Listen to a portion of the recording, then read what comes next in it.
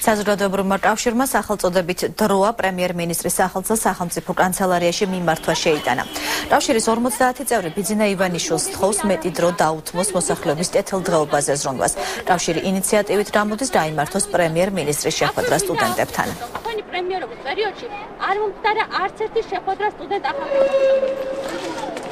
ამ აქციით გვინდა ჩვენი ხმა მივაწვდოთ დღევანდელ ხელისუფლებას, უთხრათ მათ რომ დროა დასრულდეს კომპუტაციით ენის საუბარი პოლიტიკურ ძალებს შორის და ის არგუმენტები, რაც დღევანდელ ხელისუფლებას აქვს ნაციონალურ მოძრაობის წინააღმდეგ არ გამოდგება ქართველი ხალხისთვის, ასე რომ დროა საზოგადოებას მეტი ინფორმაცია ჰქონდეს იმ პროექტებზე, პროგრამებზე და სტრატეგიაზე, რომელმაც უნდა გაუმჯობესოს ქვეყანაში სოციალურ და ეკონომიკურ მდგომარეობას. გამოვდივართ ინიციატივით დაიგეგმოს სტუდენტ ახალგაზრდობასა და ბატონ პრემიერს შორის შეხვედრა, რადგან ამგვარი შეხვედრა ჯერ არ დაგეგმილა.